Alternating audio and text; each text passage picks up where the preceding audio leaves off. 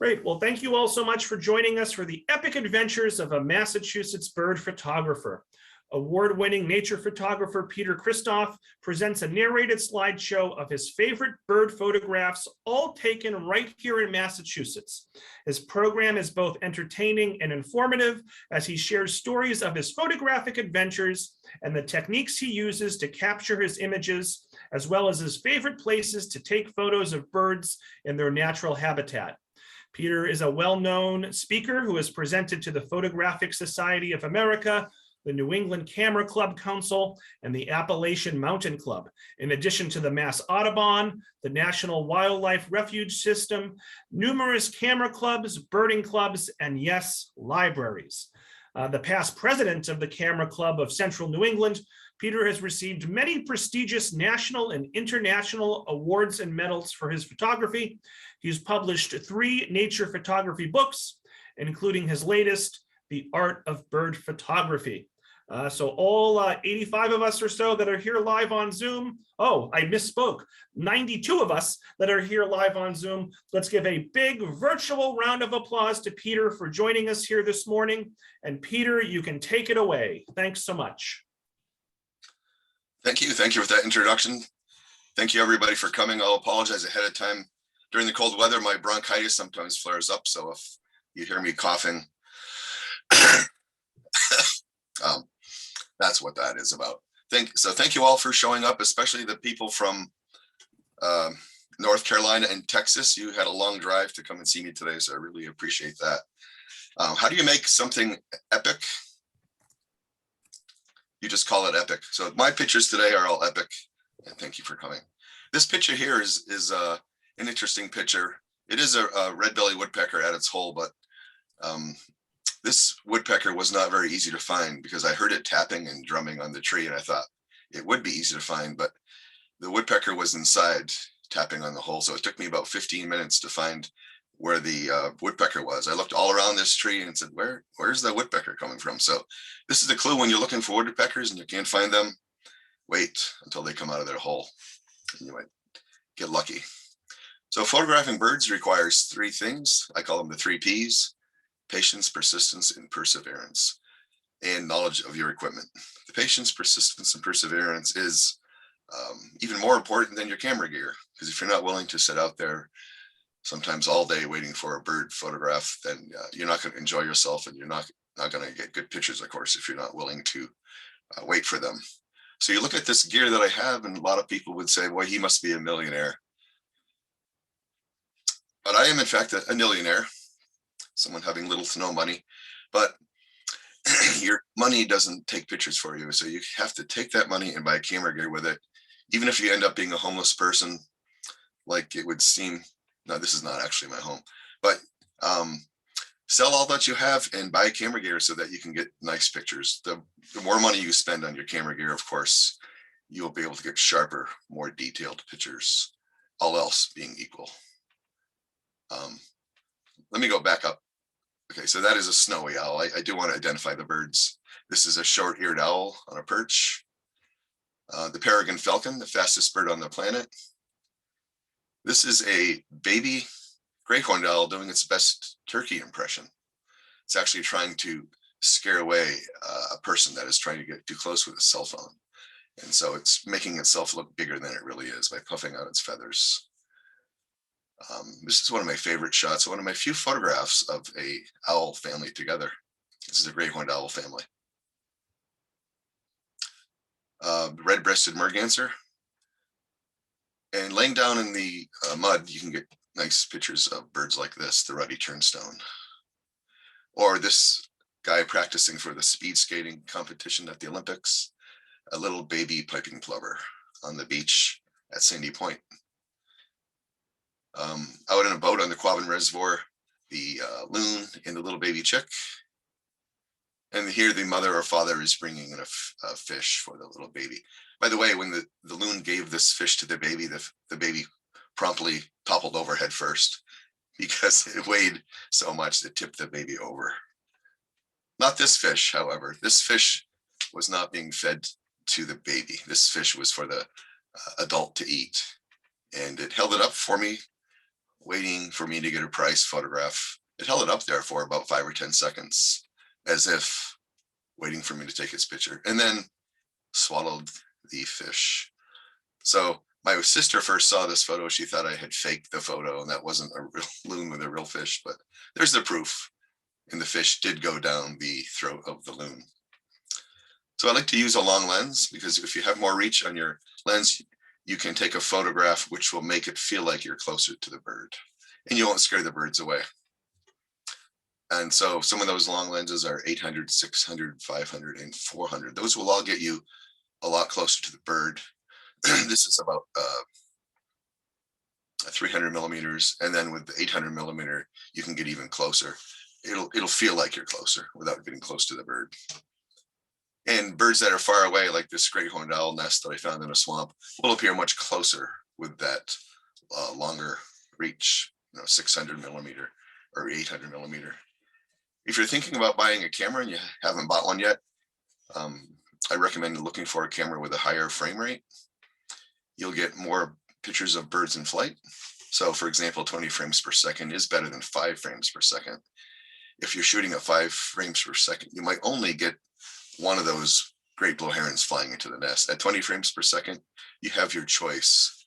You look at that, all in the space of about a quarter of a second, you can get all those pictures of the great blue heron flying.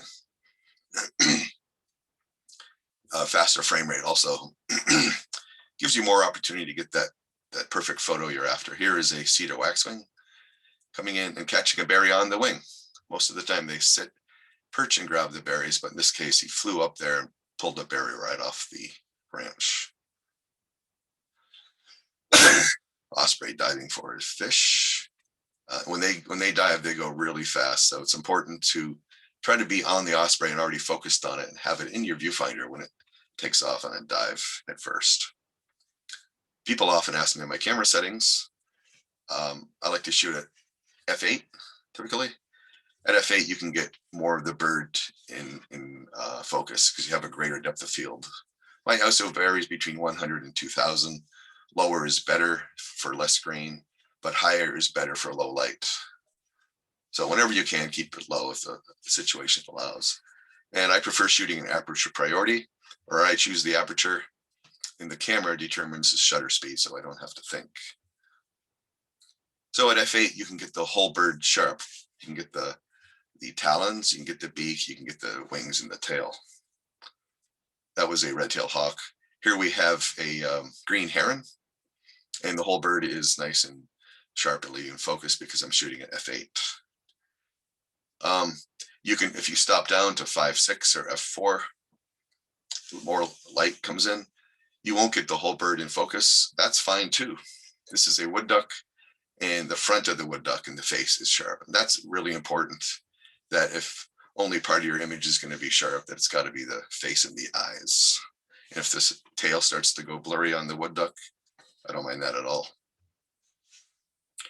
So ideally, we shoot on sunny days the whole life. We shoot at f8, ISO 200, and having a really fast shutter speed of 1/2000, like in this case here with the osprey with the fish. That doesn't always happen, but that would be the ideal setting. And that's what I have here too, f8, with the bald eagle taking off at the Quabbin Reservoir. You see most all of the bald eagle is sharply in focus. It's important to look for active birds that are hunting, flying, fishing, eating. A bird that is just sitting there is a bird that's just sitting there, and it doesn't have the impact. This is an American oyster catcher just sitting there at the beach.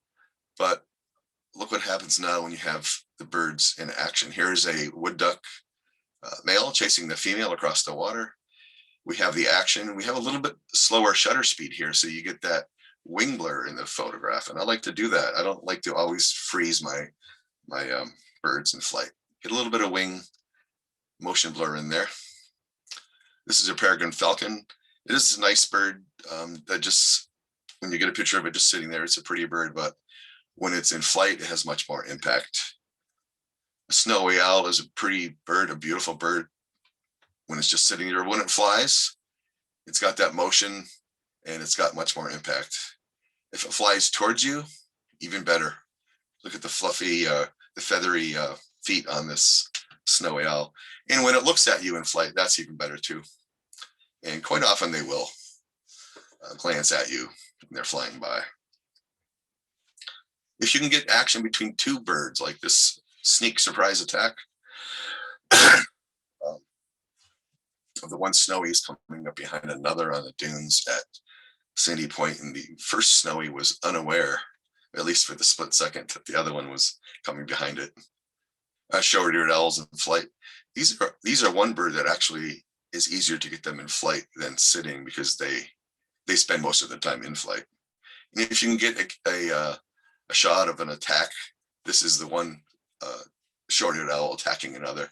That's gonna tell a story and be more impactful. This is the merganser just floating along. She's talking to somebody. Just an average picture, but when the merganser takes flight, like a lot of birds, you can see more feather detail. Here, you can't really tell what's happening with the feathers, but when they take flight, you can see the beautiful white on the feathers. Same with the pileated woodpecker. You don't really notice the pileated woodpecker having the beautiful white feathers on the bottom of their wings, but when they take flight, you see a lot more detail in the feathers. Try to find birds that are eating. That tells a story much more than a bird that's just sitting there. And this is the cedar waxwing that is having probably some rotten cranberries during an ice storm. And he was having a hard time getting those because you see they're all coated in ice. So it took them quite a while. There was a flock of them in Lancaster. It took these birds quite a while to get them out of the ice and to get them where they could actually eat them.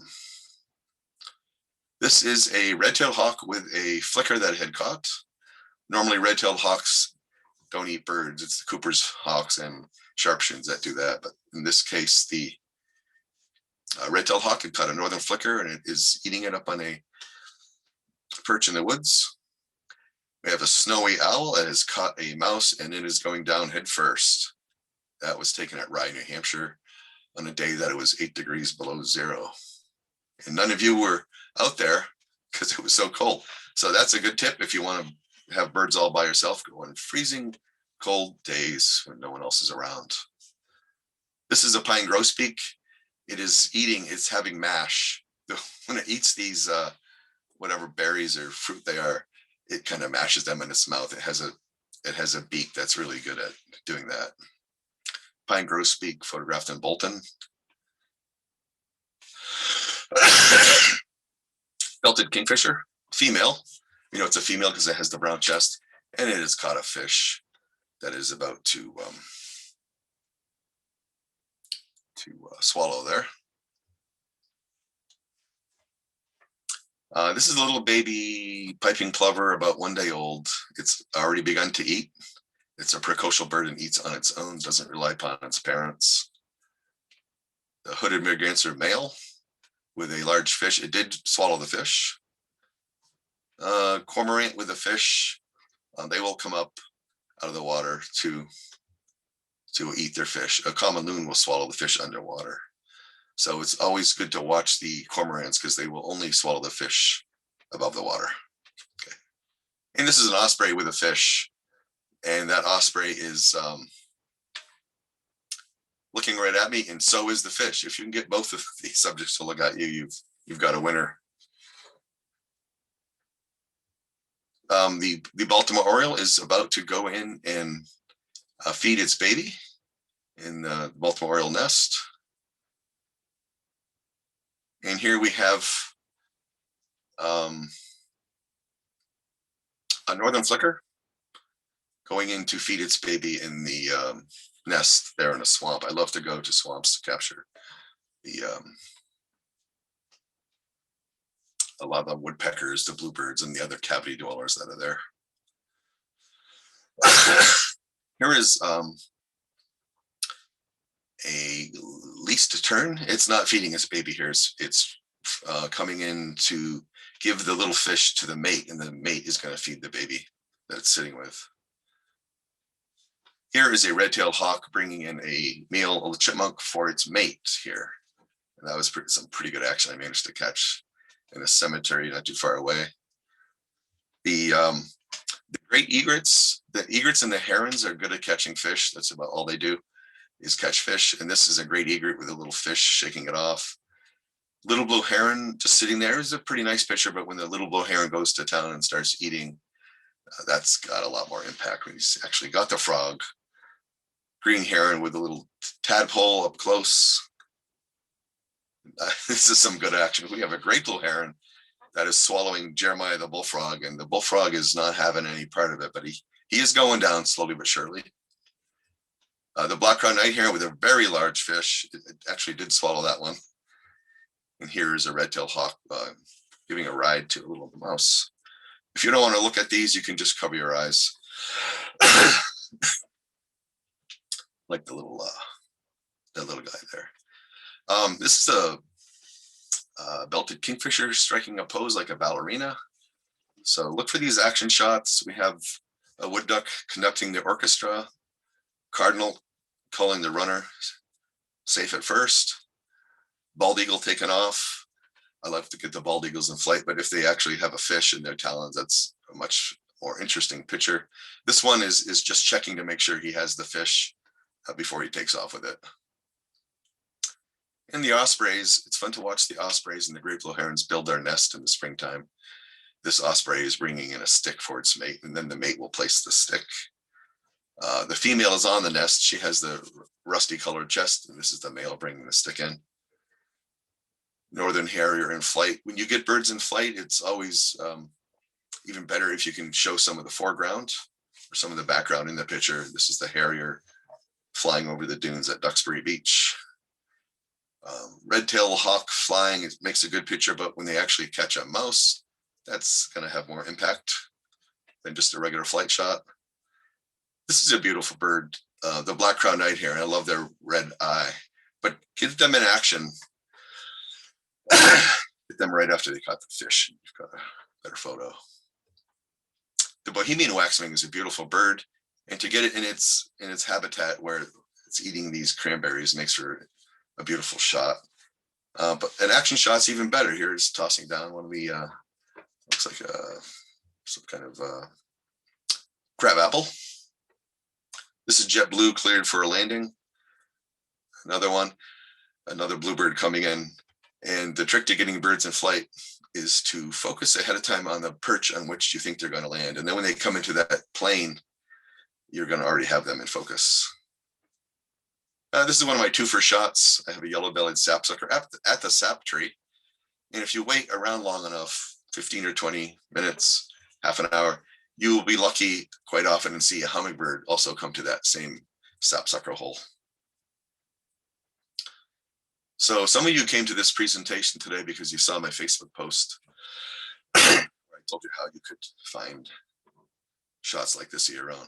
How did I find the barred owl with the little baby?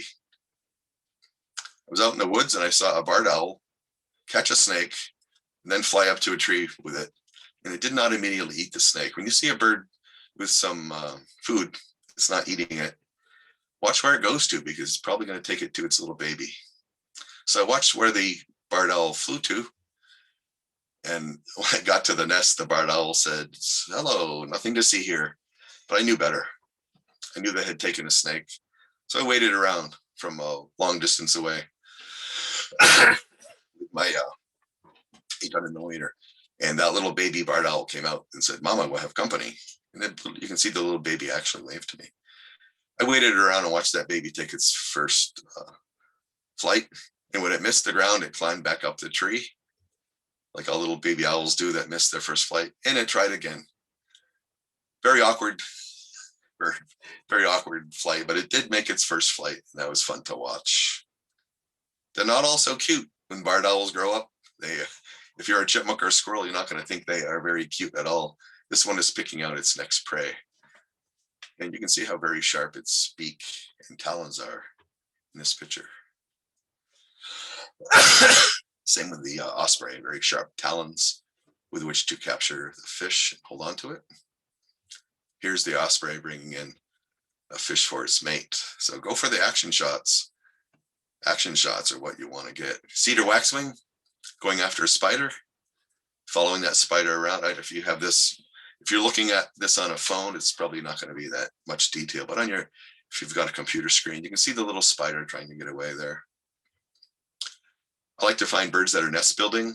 Here we have a northern flicker building its nest, excavating from the inside. Eastern bluebird, this was at my house, going out to collect nesting material. And I watched the pileated woodpecker build this nest, and then eventually the babies showed their face. And I was able to get a lot of pictures of this family as they grew up.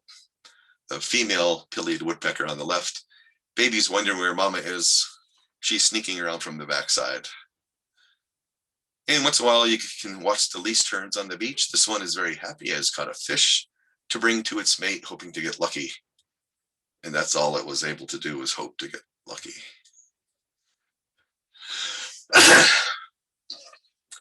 One day I woke up in the morning during the winter, hoping to get a shot of a eastern bluebird with a berry in its mouth during a snowstorm. Actually, in truth, it wasn't that easy. What made it easier was that I had built the photo blind in the fall, and I was in this photo blind at the edge of a swamp when I captured this picture. So I planned ahead for this picture for a long time, and I had to spend about $600 to build this photo blind on the edge of the swamp. I was lucky. After I built the photo blind, an osprey family moved in to my swamp, took over the nest of a gray pool heron and added to it. So this is a kind of strange looking nest where the foundation sticks on the bottom are smaller and thinner than the ones on the top, because the top was finished off by the osprey. That can carry bigger sticks.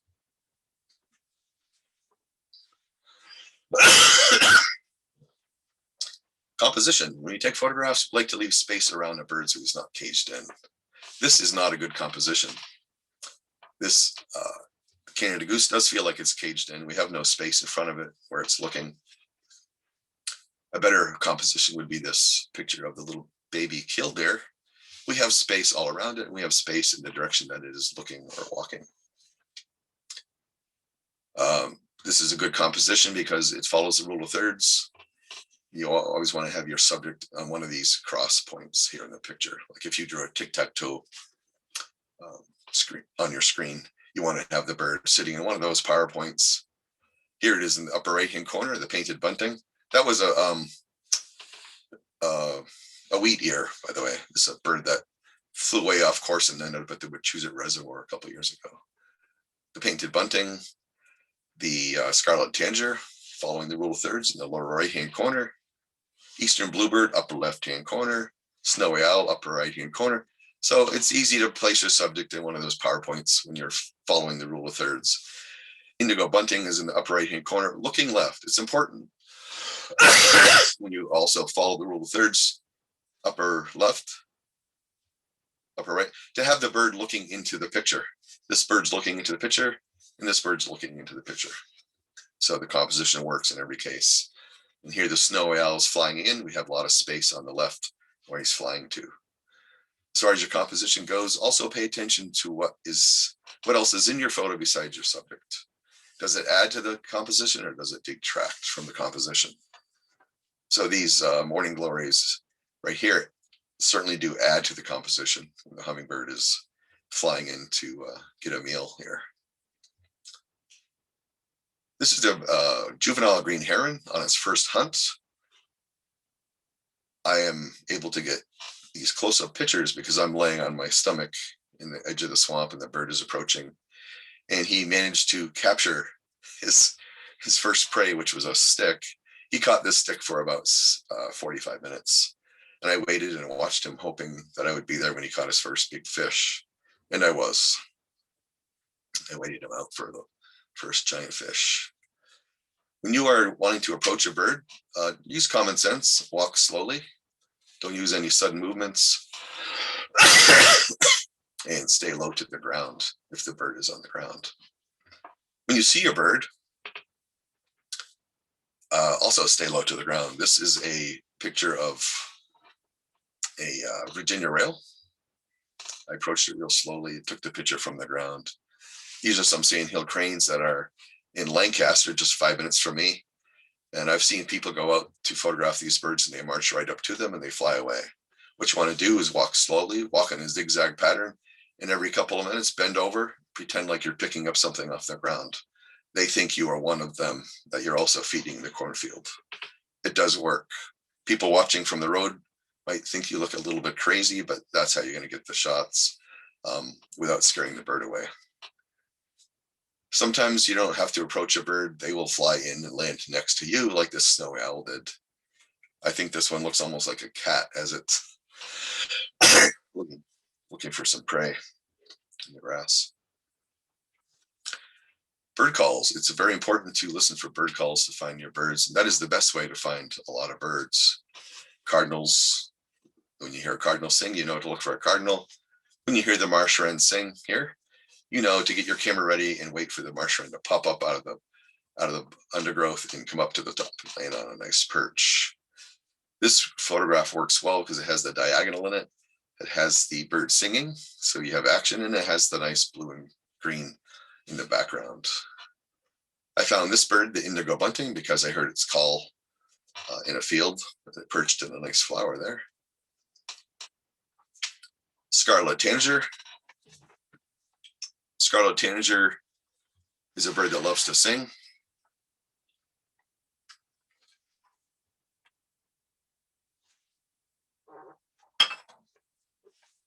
Once you learn to identify its call, you can find lots of scarlet tanagers in the forest, and it's easy to get a picture of them singing because they do love to sing. This is a bird that loves to sing, the red-winged blackbird. And if you get a photo of them when they're singing or calling with their mouth open, you'll also get those bright orange-red epaulets to show up too. They always puff those out when they are singing. That makes a nice picture. A good way to find pileated woodpeckers is listen for their call. The little babies are very vocal, and when they are hungry, they will let their mother know, and they will let you, the photographer, know as well. It's good to shoot birds at their own level, especially birds that are on the ground. And when you stay on the ground, they see you as less of a threat. And when you're on the ground, you're going to gain their point of view. So when I saw the snowy owl, it was on the ground. I laid down on the ground too and was able to get it at eye level as the mouse went down. I saw the sandhill cranes with the two babies, and I got down on the ground on my knees, got them at eye level. Same thing with the great gray owl that had caught a mouse. I got down on the ground at eye level to get a picture of the great gray owl, or right before he swallowed the mouse or meadow vole. To get this picture of the white mandarin duck, I laid down on my stomach in the mud on the edge of the water, so I would be at eye level with the bird. The little blue heron with the frog, I was able to get almost at eye level because I was actually immersed in the swamp, almost at eye level with the heron, and the heron didn't mind me being there. This is a black crowned night heron with a beautiful red eye. This shot I planned ahead and it was down in the water to get that shot. This is a green heron, and it is hunting for crayfish or fish, and he did catch it. And the way I was able to get this shot is get really down low on my stomach in the swamp. You also can make some good camouflage shirts that way when you're in the mud, and you'll get the nice close-up pictures of the fish being down low like that. The green heron, the greater yellowlegs. I got this shot the other day of the ringneck pheasant. It was on the ground. I got on the ground to get a picture of it as it kind of went past pretty quickly, and then it was gone. I only got one shot of it, but I got it at eye level. And I got this one at eye level the other day, a snowy owl that came in and perched, and it was wondering what I was going to cook on the grill, but I hadn't even started up the grill yet. It was very early at sunrise, so I wasn't able to cook it anything. You can barely see the bird in this picture, the little baby leaf tern. It blends right in, but it's begging for some kind of a fish or an eel from its mother. I do recommend shooting early in the morning. If you want to get some nice bird photographs, you'll have more opportunities to go in the morning because the birds are more active in the morning. Birds are hungry, just like we are after the whole night. They are hungry and they will be begging for food from their parents. This is a barred owl begging for food, a little gray horned owl hungry in the morning, and a couple of baby screeches. They look like they really want their mother to bring them some food. So a lot of the birds will be more active in the morning, and you'll get some good light as well. This is a bluebird coming in to feed the babies, and there's the Baltimore Oriole coming in to feed the baby. You'll also get some interesting light in the morning. This is a horned lark.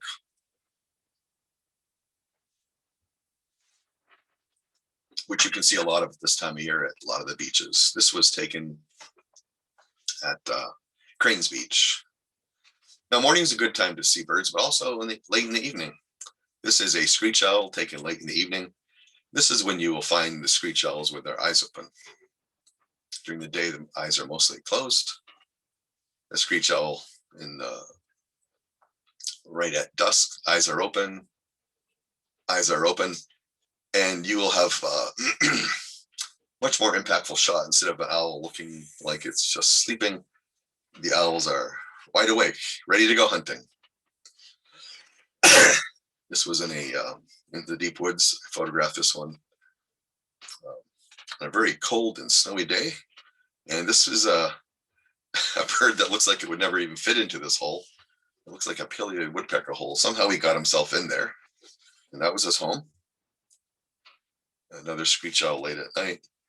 And this one blending right in with his with the bark of the tree late in the evening.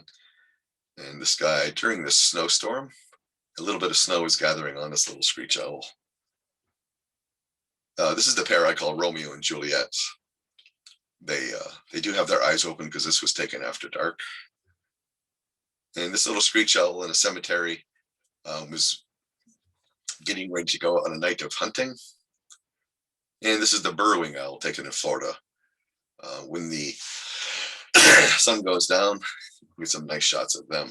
Look at what's interesting is look at the eyes, the left eye and the right eye.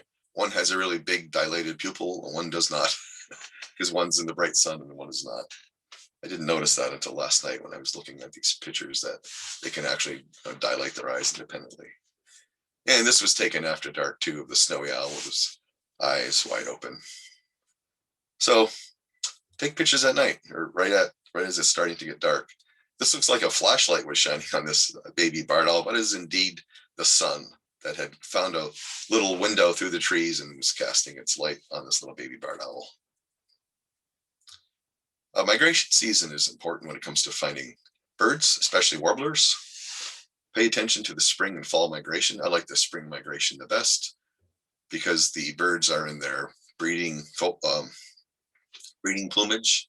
They will be calling to attract a mate, and there won't be as much foliage on the trees during spring migration. And those are the three places I like to go for spring migration of warblers listed right there. So during warbler season at Plum Island, you're going to find a lot of warblers. I found this Wilson's warbler there, the Blackpole Warbler. These were taken during the pandemic, during a migration of, I think it was 1 or 2 years ago. The Plum Island was closed down except 2 walkers. So I walked in there to get these photographs. The Northern Parula, the black and white warbler, the black-throated green. There were no cars that day, so you could walk down the middle of the road. This is a prairie warbler, black burning warbler, chestnut-sided warbler.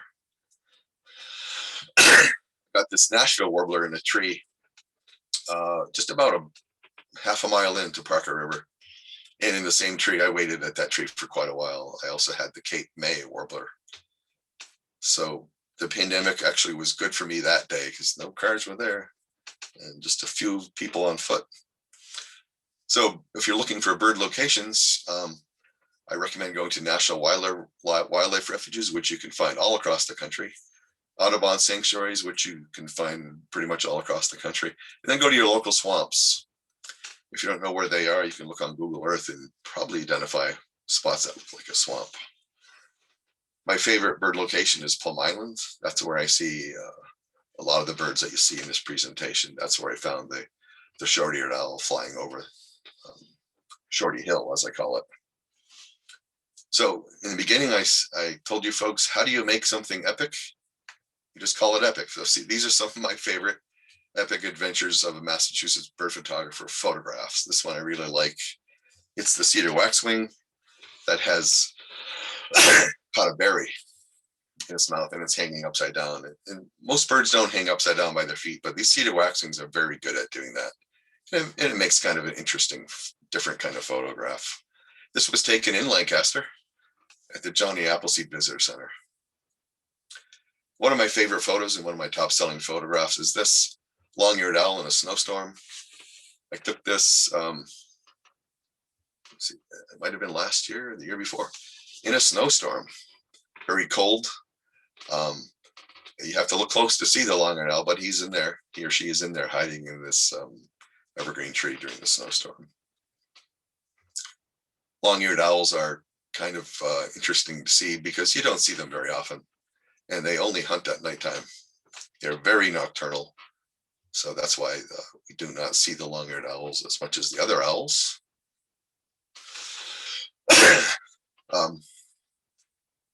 A short-eared owl.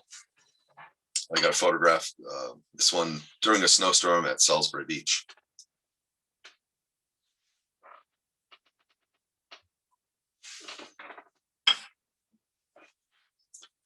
I think I'm going to make it to the end. My voice is holding out. It's going to take a piece of hard candy to help it out here. You guys are all free to do the same. This is it reminds me of The Hobbit. I've never seen the movie, but I imagine there must be something like this where the two creatures are living in the woods in a tree house. These are baby barred owls. I love to watch barred owls hunt. They have quite a nice wingspan and beautiful patterns on the feathers. This is a hole that I found in the woods. And these little baby barred owls are just having a little discussion about what they're going to do after they fledge the nest. Here we can hardly see the great gray owl. He's very camouflaged. He blends in with the birch tree. But the reason I spotted him and was able to take the photograph is because I saw him fly and land there. I might have walked right past this guy for the fact I hadn't seen it land in the tree.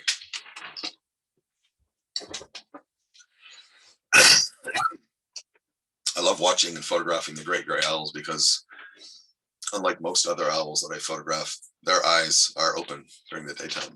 They have those bright beady yellow eyes that are always open. Again, the great gray owl. I photographed this one at sunset in 2017 in New Hampshire, about 2 hours from my house. And you know, he had to come down from Canada, but he stayed for probably a week or two. I was able to get quite a few pictures of the great gray owl. Screech owls don't often come out. I mean, they don't come out in the daytime. The only time you're going to see a screech owl out of its hole is after dark, and that's what I did here. Is I got this screech owl after dark. You're going to be doing manual focus at this point because your camera needs light in order to focus, and there's not enough light at this time of day, at this time of night, to capture a picture. So you'll have to use manual focus, which makes it even more challenging to get a picture of a bird like this. Screech owl in a cemetery. I really like this photo of a screech owl. I had to make quite a trek to get there. And this was taken during the snowstorm. Just about as it was getting dark, you see his eyes are opening up. And he's ready to go hunting or to go meet his mate. A little while after this, he actually did go sit on a tree and another one flew in right next to it. I didn't get pictures because it was getting really dark at that time. One of my favorite shots, this one, the belted kingfisher with a fish, holding it up like, do you want to get a price photo of my prize fish? So she held that up there. That's a female for a couple seconds before swallowing it. Bluebirds are fun to get as they're catching meals to take to their baby. This one has caught a spider that it's taken to its nest. Right around the corner. It's a cute little duck, probably a mallard baby. This one was painted by somebody. Their painting came out really good. I don't know if they're listening today or watching, but this is the photograph that I took at Horn Pond of one of the little babies that was in with a family. There was about 8 of them, and it just got tired out from running around and sat here for 3 or 4 seconds, taking a rest on the lily pad. Short-eared owl flying right towards me. It didn't come at me to hunt, but it just kind of came at me, flew over my head as it was hunting something else in the field behind me.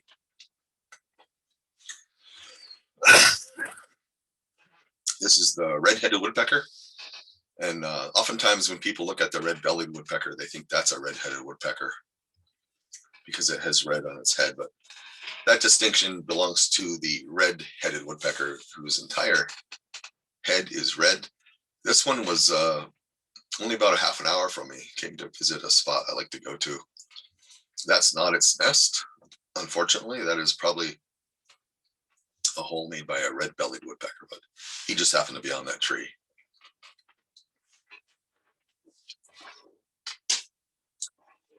I like to get the interaction between the parents and the young. This is a swan, a mute swan, photographed at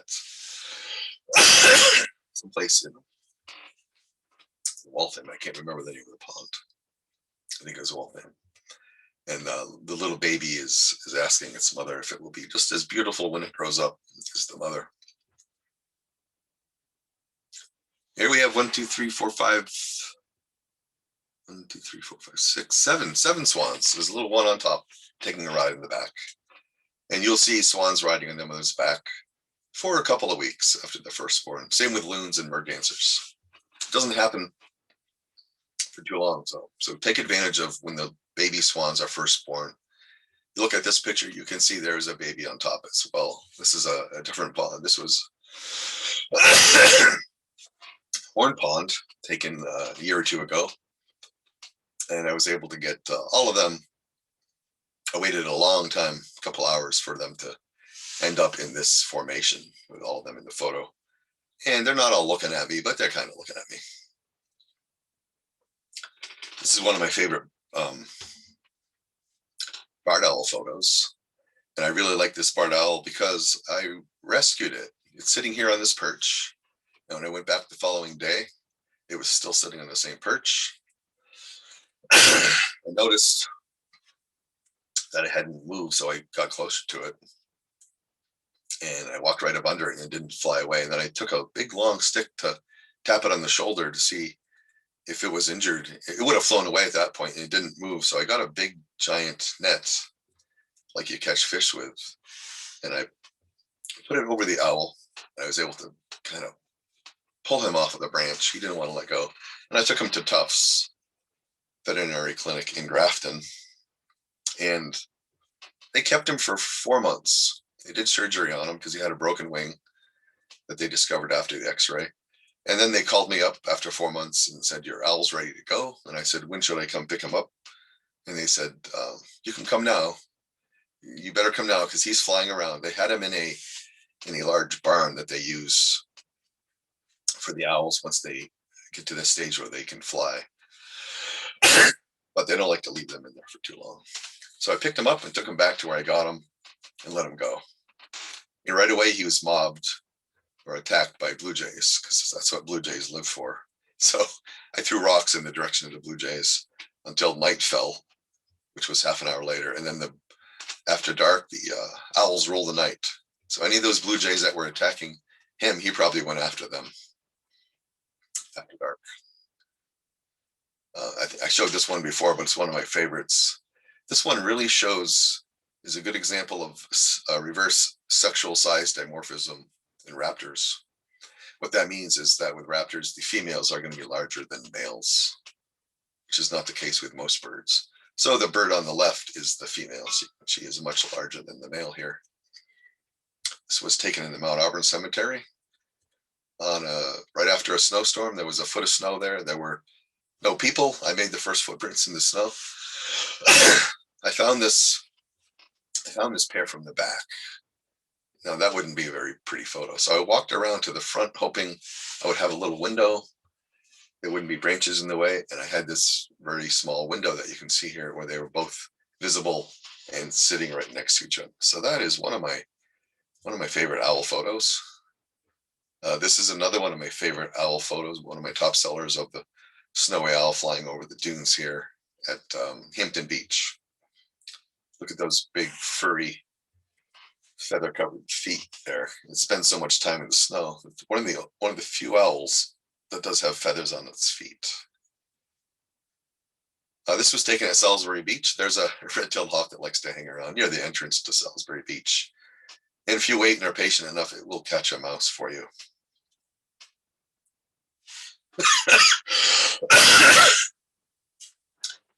This is one of my favorite bird pictures. This is a great blue heron catching a fish. And the first time I ever able to take a picture of a great blue heron was this great blue heron right here. For many years, I had seen them, but they would always fly away whenever I got close. I finally learned to just stop and wait for the great blue heron to come to me. And this great blue heron came to me and was probably about 25 feet away at Great Meadows, and it saw some fish in the little spillway there where they go over the little outlet from one pond into another. And it caught this fish right in front of me, and it struggled with it for like 7 seconds and it was gone. So I learned a lesson there that when you see a fish being caught by a bird, just start shooting right away, because you don't always know how long that's going to last, how many seconds you're going to get of opportunity to take the photographs. So 7 seconds later, the fish was down the hatch, and I got my first great blue heron picture. And after I took that picture, I said, well, that's a pretty good picture. I'm going to become a bird photographer and do that for a living. So this was the picture that was my spark bird that got me going into my career that I have now as a wildlife photographer. I like this barred owl because he or she was sitting on a perch right above my head as I walked through the woods. Didn't even move. When I walked under it, it didn't even move. And it just sat there because it was hunting. It was happy. It didn't see me as a threat. I was just walking down a trail that people regularly walk on. So that's the barred owl photo. And one of my favorite screech owl photos is this one that I found just about 8 feet off the ground. Now, I had been taking people to see this screech owl in my workshops, and then for 2 days in a row, I didn't see it in its regular hole. So I'm looking around, wondering where it went, and I happened to look to the right, and it's in a new hole, looking right at me. And I said, "Where have you been? Why didn't you text me and tell me that you moved?" And the owl's like, "Well, you just need to look around more." 8 feet off the ground is this beautiful little red screech owl sitting in his hole with a little moss on the tree. I think it's a maple tree. I like this photo because I like to imagine that this Peregrine Falcon family is singing the Star Spangled Banner, because this was taken back in the summertime. You got all four of them look like they're singing along with their mother or father. Peregrine Falcons on the cliff. Another one of my favorite photographs is the snowy owl over the dunes. This was a different year after the prior one. I thought I was going to be happy with that other one and never get another one like it, but got it again the following year. A snowy owl flying over the dunes. It could actually be the same snowy owl because owls are territorial. They do return to the same spot year after year quite often. And my last but not least,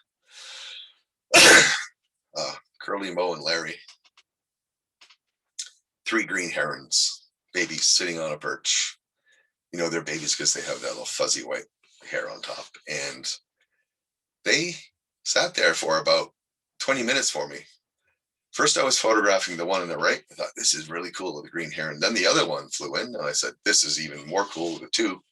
And when the third come in, I couldn't believe it. I held my breath thinking it was going to happen and only stay there. They were only going to stay together for like 30 seconds. And they said, no, we'll just hang out here for 20 minutes for you. So that's the end of my presentation. I am going to put up this slide here for all of you watching from whatever library you happen to be from. If you're watching today, I'm offering a special on this book here called The Art of Bird Photography, which does contain a lot of the images you saw today. You can order that from me at $10 off. So you want to go ahead and write down that phone number there or take a picture of it. 978-549-4812. I will send you the link on how you can purchase this book, The Art of Bird Photography, at $10 off. And with that, I want to thank you all for coming. I'm going to stop screen sharing and turn it back over to the library director. All right. Well, Peter, you gave me a promotion. I'm not quite a library director, but I'll take it. So, Peter, I want to thank you for a wonderful presentation, and we do have quite a few questions already. So I'll do my best to get through them. Let's say we'll take about 15 minutes of questions. Several questions about tripod use. Both David and Frank asked, can you comment on tripod use? It seems as though you don't use one. I do use a tripod. Sorry if I neglected to say that. Probably about half the time, and I use a very sturdy and strong tripod because my equipment is very heavy. And tripods are important so that you can save your shoulders, because if you carry that heavy lens for a long time, you're going to end up with having to get rotator cuff surgery like I did. So I recommend people with the big heavy lens get that tripod and use it as often as you can, especially if you are approaching 60 years old. Tripods are your friends. Patty asks, how far are you away from the birds normally? Yeah, it does look like I'm very close to the birds because I use that 600 or 800 millimeter lens, but I'm usually about 50 to 75 feet away from most of the birds you are seeing in this presentation, unless a bird flies in real close to me like the snow owl did there. Patricia asks, what are some of your favorite places to take pictures? I have three favorite places: Plum Island, Mount Auburn Cemetery for the warblers, and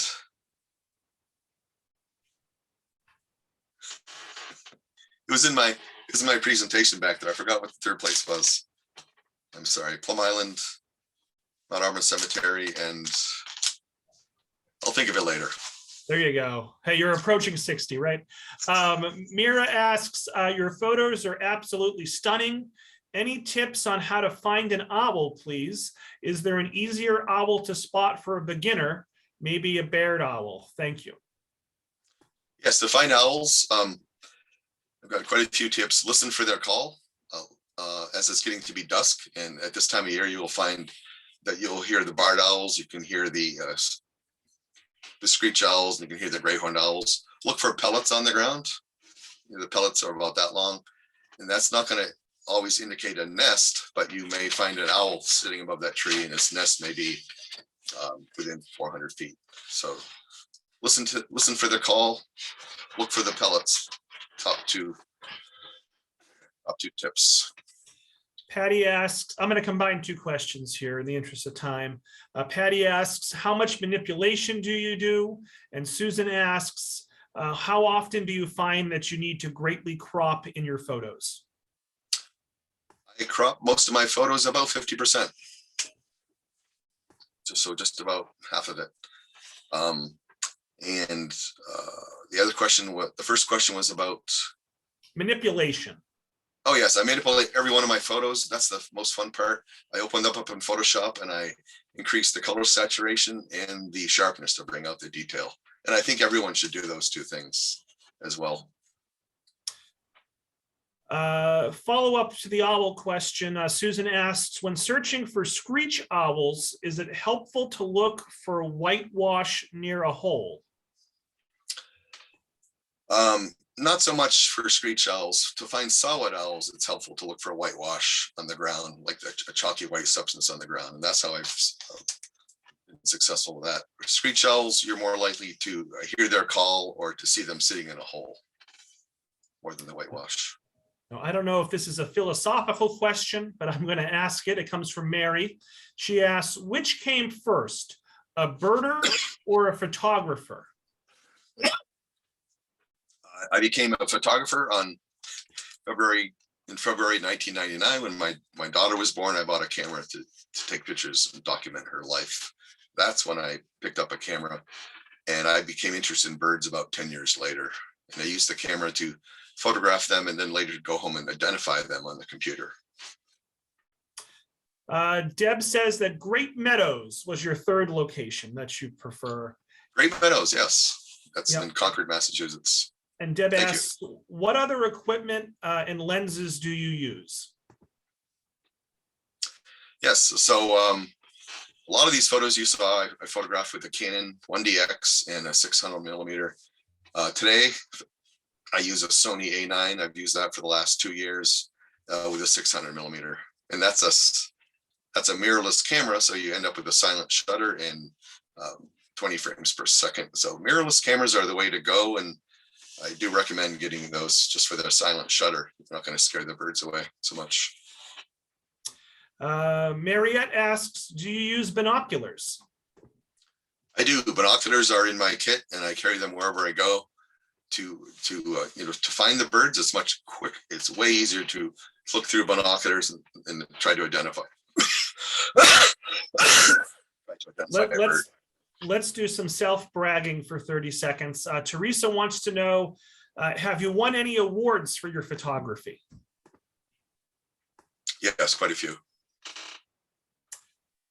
Susan asks, how do you protect your gear as it seems that you are out in stormy weather?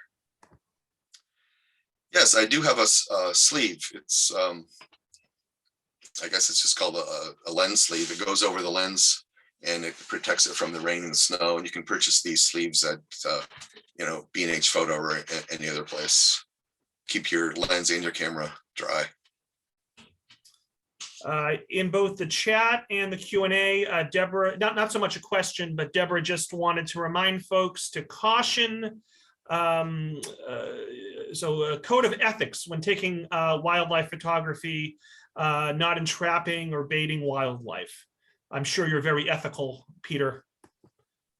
Let's see. Yes, I say the same thing. And if you meet up with someone that's taking owls that are baited, like some of these trips to Canada, I don't associate with those people. I don't buy their prints. I don't recommend buying their prints.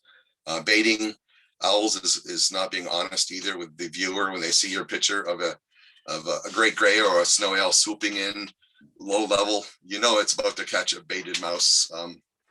Not good. I don't associate with those people at all. Mary asks, she's looking for warblers. Is the best spot Plum Island or Auburn? Those are equal. That's a tie. You can see 100 species of warblers, not 100 species of warblers, sorry. Probably 20 species of warblers at either place, and probably 100 different varieties of birds at either place. For instance, if you went on May 10th during the warbler migration, you'd see a lot of birds at either place. Luann asks, some of the swan pictures, I noticed you cut off the head of the adult in the reflection. Why didn't you include it?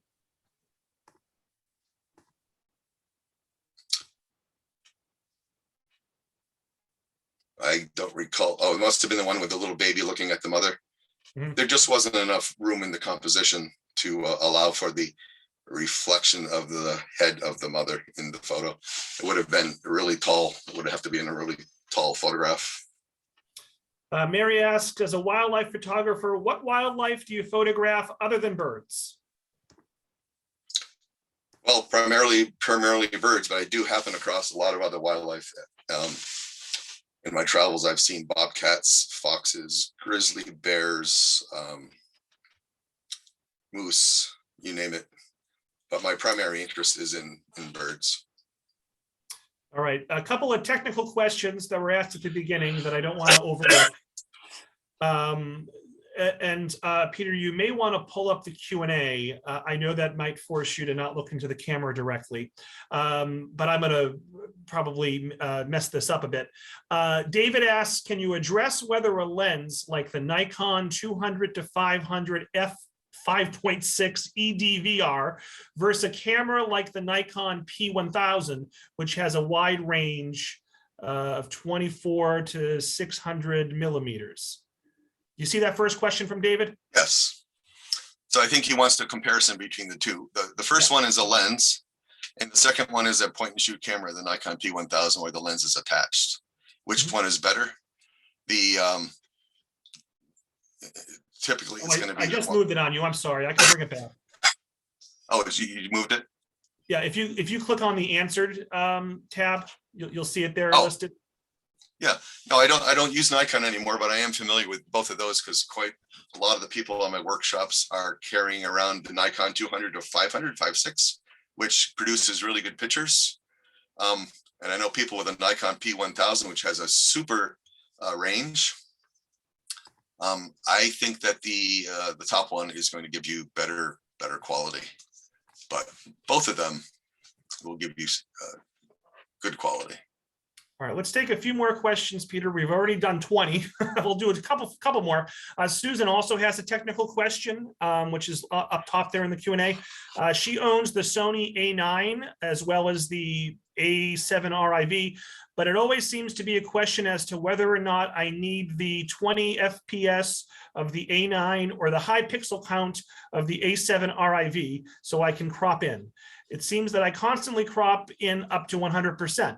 Obviously, we all want to stay ethically distanced from birds. Shooting with the 200 to 500 is great. Are there any suggestions for getting closer, waiting in one stop, or slowly sneaking closer? So the first question, she was comparing the A7 R4 versus the A9, I think. Go with the A9. You are going to get a better quality with the A9 in the 20 frames per second. Suggestions on getting closer to birds? Wait and wait. Often they will get closer to you. And that 200 to 500 is a good lens. I own it, and that'll get you close to the birds. You'll feel like you're close to the birds when you see the photo afterwards. An anonymous attendee asks, when you talked about the rule of 3, do you take the picture trying to get the bird in the position, or are you referring to cropping or formatting the image to place the bird in the third position? That's a good question, and I do both. If I'm really close to a bird and I know I'm not going to be able to do a lot of cropping afterwards, I'll put it into one of those rule of thirds ahead of time. But if the bird is far away, quite often I will put the bird in the center of the photo, believe it or not, because I know I'm going to crop it afterwards. And when I crop it later, I can decide where exactly that bird ends up into, the top right, top left, or whatever. Very good question. Mira says, thank you so much. This was extremely helpful. I'm going to order the book. Harriet says, Harriet's like me, Peter. Harriet just has a cell phone. Any hints on taking bird photography on your cell phone? Yes, I do a lot of bird photography on my cell phone if I'm trying for the wide angle shot. Yesterday, I photographed an eagle on an island. It's on Facebook. That was taken with my cell phone, and that allows you to give you the whole scene, like the environmental habitat shot. So use your cell phone. I use my cell phone quite a bit. Frank asks, how often do you use a monopod? Monopod? I do have a monopod. I use it not as often as the tripod, but it does take the weight off my shoulder. So I like to use the monopod at times. David asks, are you currently conducting any workshops? Yes, every Sunday. I'm all booked January and February. But shoot me a message and I can put you on a waiting list. And Peter's website is www.peterchristoph.com. Did I get that right, Peter? Yeah. Let's see here. Okay. So Amy asks, will the recording be shared after this presentation? I'm sorry. Somebody continues to call me. This is the fourth call. I'm going to mute Peter. 1 second.